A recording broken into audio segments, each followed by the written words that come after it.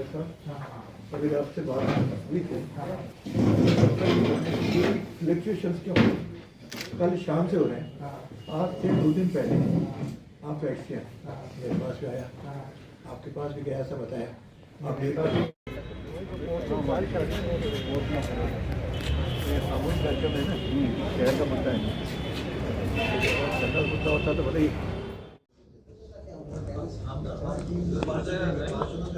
देखिए, कांग्रेस की सरकार को 3 साल हो गए और कांग्रेस ने जिन लोगों को विधानसभा चुनाव में प्रत्याशी बनाया था, वो लोग कांग्रेस की सरकार बनने के बाद ये सोचते हैं कि हम ही विधायक हैं। जनता ने जिनको वोट देके चुना है वो विधायक नहीं है, हम विधायक हैं क्योंकि कांग्रेस ने हमको टिकट दिया। तो जिसको टिकट मिला है वही अपने आप को विधायक समझ रहा है।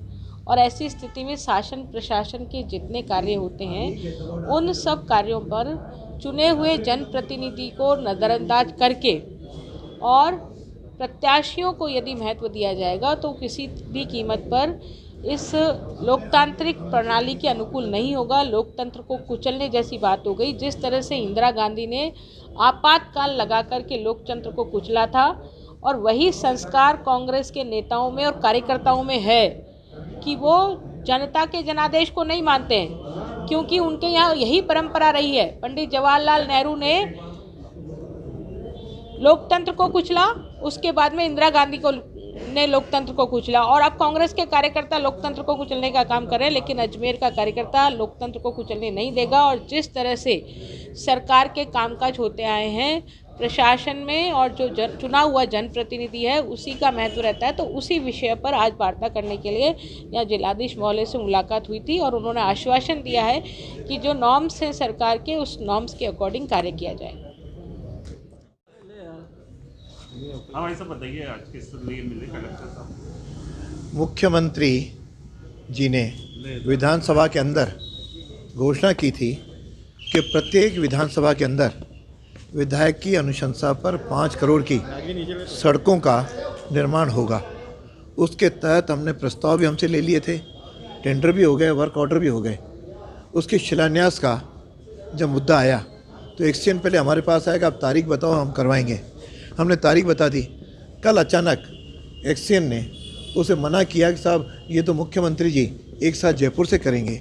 और लेकिन जब बाकी कई विधानसभा क्षेत्रों के अंदर विधायक चाहे जिस भी पार्टी के हों, उस विधायक ने अपने अपने क्षेत्र में शिलान्यास करने शुरू कर दिए। तो हमने जब एससी से, चीफ इंजीनियर से सबसे बात की, सब एक दूसरे को टालते रहे। फिर मैंने कलेक्टर साहब से बात की, फिर अपने जो प्रमुख शासन सचिव जो PWD के हैं उनसे बात की, उन्होंने नीचे निर्देश भी दिए। फिर आज प्रातःकाल 9:30 बजे एक्सचेंज पता नहीं किस दबाव में उन्होंने फिर मना किया। तो फिर उन्होंने कलेक्टर साहब से मिलने का है। कलेक्टर साहब ने कहा मेरी बात हो गई है। अब एससी का भी फ़ोन आ गया कि नहीं साहब, इसके शिलान्यास अपने अपने क्षेत्रों के अंदर अलग अलग विधायक करेंगे। तो समस्या को लेकर के हम कलेक्टर साहब के पास आए थे। और दूसरा जो मुद्दा था वो नया बाज़ार के अंदर पुराना जो पशु चिकित्सालय है, इस पशु चिकित्सालय का श्री गणेश हो ही नहीं रहा है और कई दिनों से पड़ा है। तो कौन टेंडर करेगा, इसका भी अभी तक कहीं इन्होंने फैसला नहीं लिया है। तो उस तहत हमने चर्चा की। तो कई आंकड़ों में यह है कि निगम की प्रॉपर्टी है, कई आंकड़ों में ADA की प्रॉपर्टी है। जो भी निर्णय करना हो, लेकिन अभी कलेक्टर साहब ने निर्देश जारी कर दिए कि वहाँ पर आप इसमें अभी फ्री इसकी पार्किंग शुरू कर दो, जब इसे 9 से होकर के उसके अनुसार शुरू हो जाए। तीसरा था विवेकानंद स्मारक पे विवेकानंद की मूर्ति लगे। दूसरे कलेक्टर साहब ने कहा किसी तरह कोई प्रस्ताव नहीं है। तो हमने याद दिलाया कि पहले इस तरह के प्रस्ताव ADA में लिए जा चुके हैं, आप उसको करो और वहाँ पे विवेकानंद जी की मूर्ति लगे, इसको सुनिश्चित करो। इस पर उन्होंने आश्वस्त किया है कि इसको मूर्ति लगाएंगे। और बाकी से कोरोना महामारी के कारण भारतीय जनता पार्टी ने अपना प्रशिक्षण शिविर जो 7, 8, 9 इस जनवरी को होने वाला था उसे स्थगित कर दिया है। और साथ ही कोरोना के दौरान मैं सारी जन से अपील करूँगा कि वे इसके नियमों का पालन करें, मास्क लगाएं, डिस्टेंस मेंटेन करें और साथ में जो प्रोटोकॉल है कि 200 से अधिक लोग इकट्ठे नहीं होंगे उसका भी पालन करें और बार बार अपने हाथ धोते रहें और सैनिटाइज का उपयोग करें। लेकिन बच्चों के लिए भी अब जो वैक्सीनेशन शुरू हुआ है, मैं अपने युवा साथियों से भी अपील करूँगा कि सारे युवा साथी जो 15 से 18 वर्ष के हैं सब अपना वैक्सीन तुरंत लगाएं, ताकि इस प्रकार की बीमारी का हम सब लोग मिलकर के करें ताकि अजमेर में कम से कम ऐसी परिस्थितियाँ न निर्माण हो जिसके कारण कोई लॉकडाउन की स्थिति आ सके। हम सब व्यापारी, हम सब युवा, हम सब समाज के लोग इस बात का प्रिकॉशन करें कि अजमेर में ये न फैले और हम सब लोग कोरोना को हराएं और भारत को जिताएं।